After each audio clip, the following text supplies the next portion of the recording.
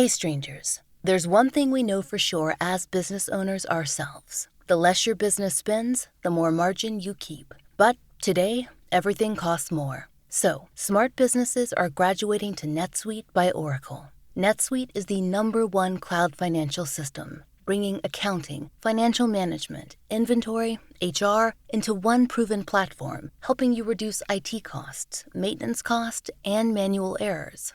Over 37,000 companies have already made the move to NetSuite.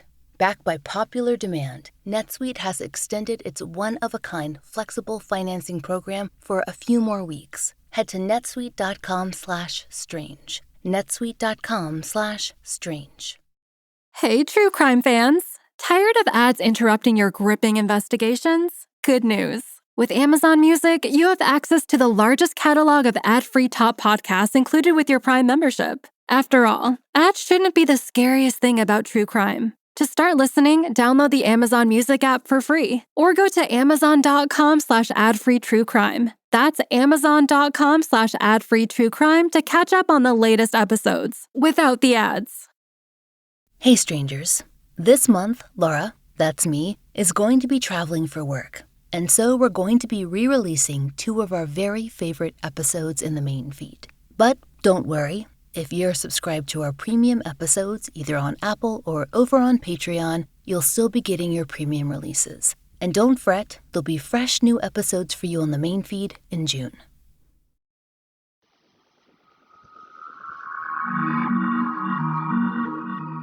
I'm Laurah Norton, and this is One Strange Thing, the show where we search the nation's news archives for stories that can't quite be explained.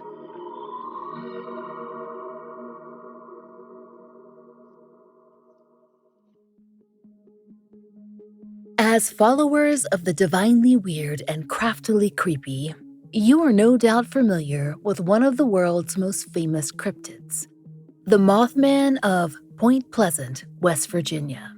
He is, without a doubt, one of the big ones, right up there with the Loch Ness Monster, Bigfoot, and Chupacabra in the list of the world's most recognizable cryptids. Now, you might know that Mothman, despite his penchant for screaming, portending doom, and terrifying teens in the woods, has his very own statue in Point Pleasant, West Virginia. Not only that, he has a festival. He has merch. But his story, however fascinating, has been told, and told well, and even made into a few motion pictures, major or otherwise, upon which we will withhold judgment. This is a podcast about the nation's lesser-known creatures, and today we want to bring you a moth and a man, a very manly moth or a very mothly man, who we feel has not gotten his due. Not yet, anyway. Perhaps it will just take time. Hopefully, it won't take a tragedy. But as of now, there just hasn't been enough attention on a certain flying phenomena known variously as the Chicago Mothman, or Chicagoland Mothman, or the Lake Michigan Mothman. Now, there's a pretty big difference between a Chicago area cryptid and a cryptid that, like Lake Michigan, appears along the expanses of 4 states: Illinois, Indiana, Michigan, and Wisconsin. But somehow, our flying friend and the star of today's episode can be all things to all people. Get, as they say, a cryptid that can do both. Strap in. It's time for takeoff. You'll have to forgive us if we fly in a few circles on the way. So, if you're familiar with the Mothman, the original, if we may be so bold as to declare him, you probably know that the sightings of that particular winged harbinger were at their height in the mid-20th century. But, according to NPR, the Midwestern Lepidoptera seems to have made his main stage premiere sometime around 2011, with a peak in activity in 2017. If a cryptid can have a comeback tour, it seems that this was Mothman, or Mothman 2's, Midwestern leg. Now, you'll note that we said the Chicago Mothman made its main stage premiere in 2011, as in it gained prominence. But according to a timeline put together by a particularly devoted group of ufologists, cryptozoologists, and Forteans, the actual timeline of sightings could extend back as far as the late 1950s. The trouble is, of course, at least from our viewpoint, many of these stories aren't covered in the news. They've been reported in retrospect by witnesses who have come forward decades later to issue anonymous accounts of the fantastic. Memory can do funny things, especially when you're minding your own business in, say, 2011, and you hear about a Mothman in Illinois or Michigan or Wisconsin, and you think back to that strange thing you saw in, say, 1972. Maybe it wasn't a barred owl after all. But in the interest of being thorough, we will say that the website, The Singular Fortean, spent quite a bit of time putting together an exhaustive list of every sighting across the Midwest. And it's interesting to note, in our minds, that up until the year 2000 or so, sightings were scattered, with one coming in every few years. Some decades are only represented by a single moth creature. The reports themselves are brief. For instance, per Singular Fortean's timeline, in June of 1976, quote, "A man's vehicle is reportedly attacked by a winged creature with glowing eyes in Waukegan, Illinois." When the 21st century hit, though, it was moth time. And that flies in the face, of how cryptid stories usually go. The further into the 21st century, the fewer sightings. After all, there's so much technology, so many cameras, so little green space left. But not in the case of the Chicago Mothman. No, it got its second wind in the year 2000, with reports every year across Illinois and the Lake Michigan area. Things like, a woman reports 4 red-eyed winged humanoids flying over her home in Illinois. And a young woman and her friend report an owl man outside their window at their house in Alsop, Illinois. And a man reports seeing a winged creature with human proportions while traveling with his husband and a friend in northeastern Illinois. According to Vice, reports weren't uniform. Journalists said witnesses had seen a, quote, "large black bat-like being with glowing eyes," and, quote, "a big owl," or something that resembled, quote, "a gothic gargoyle," or even Mothman.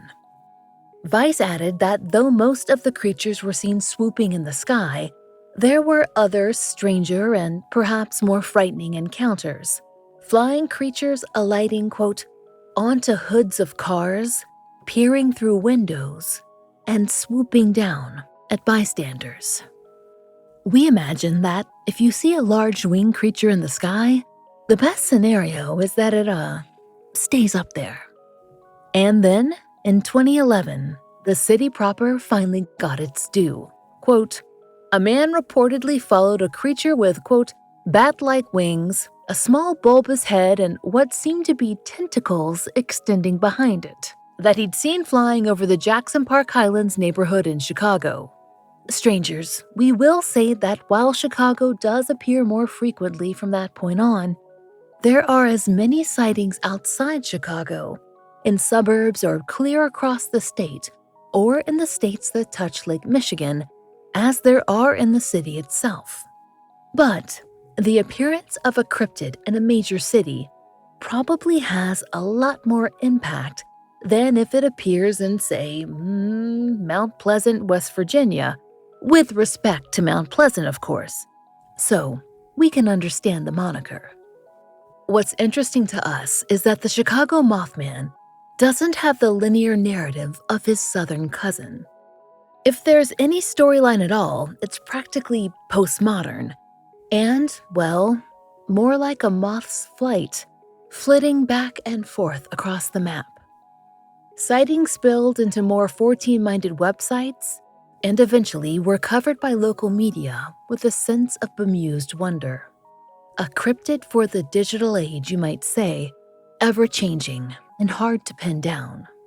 Now, that may be because there's no singular crescendo, like the bridge collapse in West Virginia, to tie the story together, however tragically. As is pointed out in the documentary, On the Trail of the Lake Michigan Mothman, West Virginia taught us to tie Mothman sightings into omens.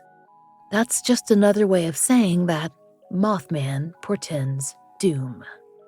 And in the Chicago and Lake Michigan area, well, so far at least, there's no clear omen to associate with the frightening beast. That's what made the Point Pleasant story so compelling, if horrifying. But, to us, the sudden rash of late-aughts sightings is a story unto itself. Why did everyone begin to see the Mothman in the Midwest in the 2010s? And why did the reports of his or its characteristics vary? Is it simply that we, as the internet-savvy culture that we are, have too many reference materials to draw upon when we make comparisons? Allow us to explain. Regarding the 2017-era sightings, the Chicago Reader reported that by August of 2017, there had been more than, quote, 29 sightings of flying humanoids in the area that year. It seems that most journalists weren't taking it too seriously. After all, it was 2017 and there was political upheaval and phantom clowns to deal with. And there's also the fact that the serious news media caught on rather late in the game.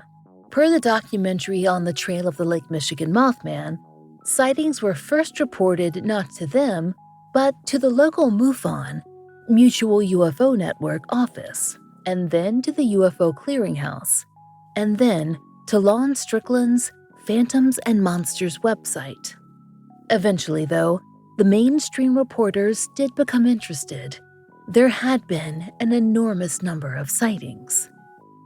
According to the Chicago Patch, flying humanoid expert Lon Strickler, yes, you can be an expert in flying humanoids, noted that though there had certainly been numerous reports in 2011, and the following years each had a scattering of sightings, 2017 was truly the year.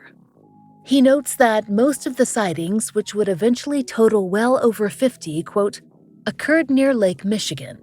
He didn't have an explanation for why the events had begun, but he told Vice, "This group of sightings is historical in cryptozoology terms.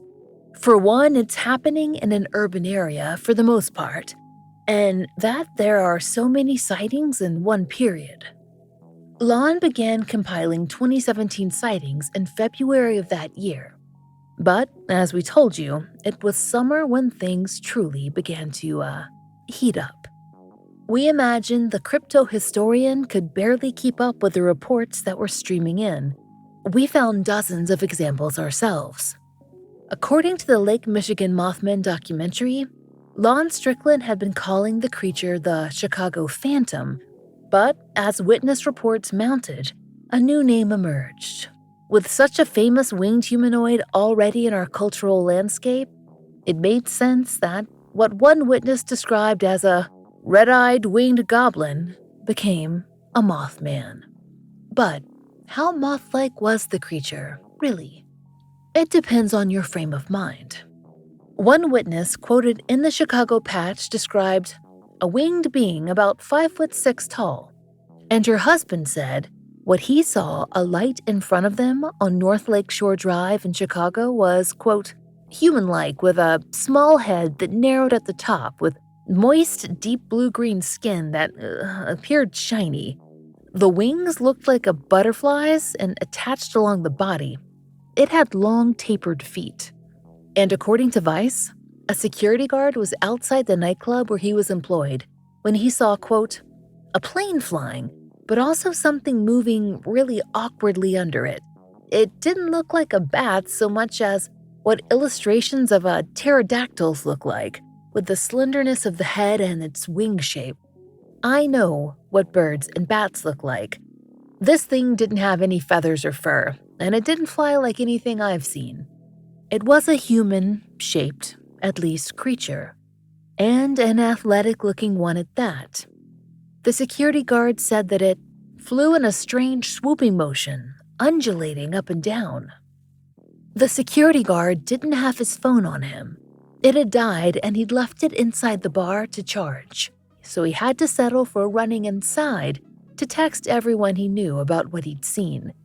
By the time the security guard had his experience in late August with a flying creature, the count of Mothman sightings had, according to Vice, grown to 55. And, per NPR, though some of the details of the sightings seemed to line up with what he'd seen, others, not so much. NPR notes that the flying creature's height had been estimated between 6 and 10 feet, with a wingspan of 10 feet, or much more. That its eyes had been described variously as yellow, green, red, orange. That it had both been described as having fur and absolutely no fur, as having insectoid wings or bat-like ones, and as having leathery skin. Even on a cryptid, for all of that to be true would be a lot. Maybe there was just too much Pokemon Go happening in 2017 and people got carried away. Whatever the cause, there was a call for hard proof. After all, we have recording devices in our pockets, right? Someone must have snagged a photo or a video of a winged humanoid, especially one this prolific. Well, yes and no. This episode is brought to you by Progressive Insurance. Whether you love true crime or comedy, celebrity interviews or news, you call the shots on what's in your podcast queue. And guess what? Now you can call them on your auto insurance too with the Name Your Price tool from Progressive. It works just the way it sounds. You tell Progressive how much you want to pay for car insurance, and they'll show you coverage options that fit your budget. Get your quote today at Progressive.com to join the over 28 million drivers who trust Progressive. Progressive Casualty Insurance Company and Affiliates. Price and coverage match limited by state law. Hey, Prime members! Are you tired of ads interfering with your favorite podcasts? Good news! With Amazon Music, you have access to the largest catalog of ad-free top podcasts included with your Prime membership. To start listening, download the Amazon Music app for free or go to amazon.com/ad-free podcasts. That's amazon.com/ad-free podcasts to catch up on the latest episodes without the ads. Perhaps the highlight of the Chicago Patch's reporting on the 2017 Mothman sightings was their publication of a picture that a local claimed proved a winged humanoid was indeed in the Chicago skies. The local hadn't actually been trying to photograph Mothman. He'd wanted to capture a landmark, but instead he got a big, blurry, thing that looked kind of like a giant flying squirrel, if squirrels were weirdly shiny. So, not the rock-solid proof everyone had hoped for. Other footage did pop up as well. For instance, a cyclist captured what was described as a bat-like creature on his helmet GoPro, and that was shared on the crypto websites. One important note we should mention here is that although the Chicago Mothman had been sighted all over the city and in the Lake Michigan region, it was often seen near bodies of water. That was actually something Lon Strickler pointed out in multiple articles. We imagine that to him, it was simply another fact. But to those who were less likely to believe in the Chicago Mothman, it became a clue. It was interesting especially to those who had a theory as to the monster's true origin. They believed people were just seeing, as NPR notes, sandhill cranes. Yes, the birds. The Chicago Reader mused that maybe even at a long shot, people were seeing cranes with garbage bags stuck on their heads. Which, while an incredibly depressing image that should make us all reflect on the nature of pollution, would indeed account for the alien appearance of some of the figures. and why witnesses wouldn't recognize them immediately as birds.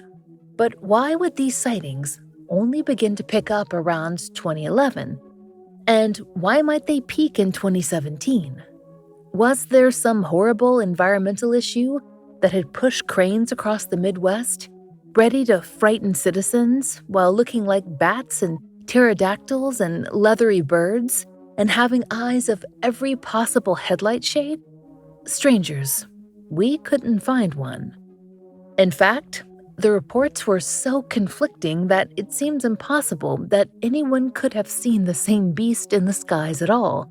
Even less proof that the Chicago Mothman even existed, right? Well, except for one strange thing. At least in the minds of some, that variance wasn't due to false reports or hysteria or even people mistaking their outdoor grill covers for cryptids. Rather, the theory was that, for reasons unknown, the Chicago and Lake Michigan area was attracting not a single Mothman, but multiple Mothmen. Remember that local Fortean expert on flying creatures, Lon Strickler? Well, according to the Chicago Reader, it was Strickler's research that led him to that surprising theory. Specifically, he believed that, unlike Point Pleasant sightings back in the 1960s, which were attributable to a single entity, or sandhill cranes if you're of that frame of mind, there were distinct groups of sightings. So strangers, we're talking about a Midwestern Mothman swarm. This is what could account for the massive upswing in reports. But what's the basis for the claim? Well, Lon Strickler now maintains his Phantom and Monsters website, but according to the Chicago Reader, he's been, quote, investigating flying humanoids since the late 1970s. And based on Lon's records, the numbers of sightings between 2011 and 2017 in the Chicago area were unprecedented. He told the Reader that, quote, he has never heard of so many reports from one place in such a short period of time. His theory that there were not one, but 3 humanoid flying creatures in the Chicago and Lake Michigan area was, the Reader reported, based on data that he collected from first-person witness statements.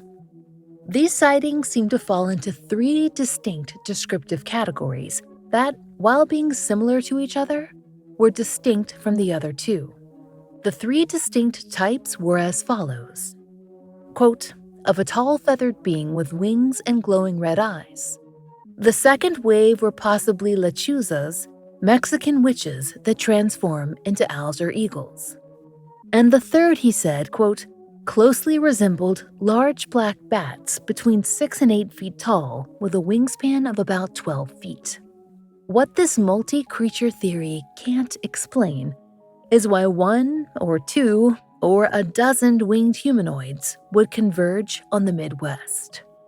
We assume there was not a convention. So, fine, multiple beasts could account for the massive number of sightings and the strange differences. But why were they there? For Lon Strickler's part, he does not know.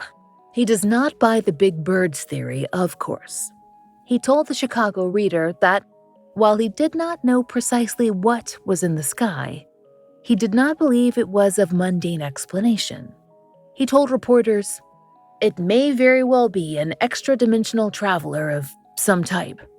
But no matter what had happened back in Mount Pleasant, when the original Mothman portended doom, a bridge collapse or so some claim, Strickler told the Chicago Reader that he didn't want local citizens to worry. He said, there's been a stigma attached to these flying humanoids, that they're a harbinger of something bad to come. Then people use it as an excuse for something that happens. I don't really want to predict anything that's going to happen in Chicago. Journalist turned cryptozoology enthusiast Linda Godfrey, she got her start writing about the Beast of Bray Road, if you'll recall in our episode on the subject.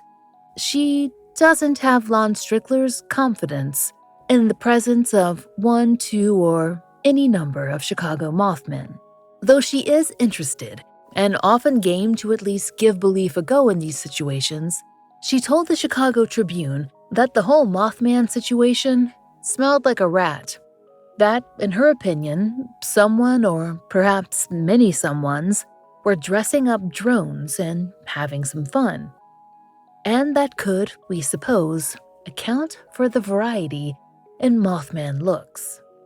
Some people in the paranormal community were even skeptical of the Chicago Mothman or Mothman and the theories offered up by Lon Strickler and others who were tracking it. According to the Lake Michigan Mothman documentary, they found the 2017 sightings to be a little, too convenient. And here's why. 2017 was the 50th anniversary of the West Virginia Mothman events. And these experts further questioned why almost all the reports came in not through traditional media, but through the unverifiable witness statements posted on websites like Lon Strickland's and other Fortean blogs. One expert interviewed in the documentary, he had an explanation for that. SEO. Type in Chicago or Lake Michigan and winged creature, he said, and those were the sites that come to the top. So that's where witnesses go. The documentarians were actually able to find real people who were willing to go on record, on camera, and describe their sightings. But, of course, that still doesn't tell us what they actually saw. Whatever they did see, it seems that whatever was happening in 2017, well, strangers, it has not fully ceased. Whether you believe in Mothmen, multiple or very unlucky cranes caught in trash bags, it seems that workers at O'Hare International Airport had an encounter. Now, we take this with a grain of salt or tin as this account came in from a UFO website. But still, this was rather descriptive. We'll let you be the judge. This particular witness worked at the USPS sorting facility at O'Hare and wrote into the UFO clearinghouse to report the following. In September of 2020, this worker, who remained anonymous, was walking to their car late at night when they saw a figure lurking in the distance. They were surprised when the figure began to move toward them. I saw that this was not some person but some red-eyed creature, and what appeared to be a coat were actually wings, which had spread out as it turned to look at me. At first, I thought it was some kind of very, very large bird, but I've never seen a bird that stood almost 7 feet tall. I'm 5'4", and this thing looked taller than me by at least 2 feet. This thing then started making some type of chirping sound, almost a half chirp and a half click, like someone clicking their tongue, but much, much faster. And then it made some type of screeching sound and took off running toward me. It got within 10 feet of me, and then it took off into the air and flew above me. What do we do with an encounter like that? Strangers, we are ultimately left with more questions than answers, which, to be honest, is one of our favorite places to be. If there is a winged creature or multiple creatures flitting about Lake Michigan and Chicago, why? Why was 2017 such an important year? People have long claimed Mothman sightings occurred during pivotal, disastrous events, from 9/11 to Hurricane Katrina, ever since that West Virginia bridge collapse. What could have brought America's most infamous winged harbinger to Illinois just 5 years ago? Is it something we should dismiss as a prank or a stunt? Or should we be more worried that there's something that we missed?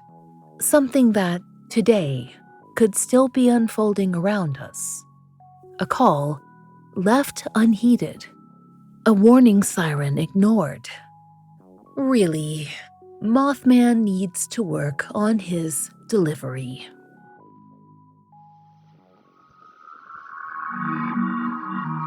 We hope you'll join us next time for another real-life story from the fine print of America's local papers.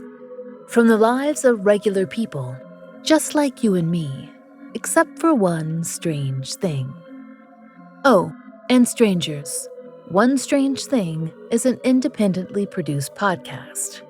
To support the show and to hear more of the entirely true and enticingly peculiar, join us over on Patreon. There, you'll get ad-free early releases of our regular episodes, full-length bonus episodes, blogs, and monthly live streams, all for $5 a month. We hope you'll check it out. There's a link in our show notes.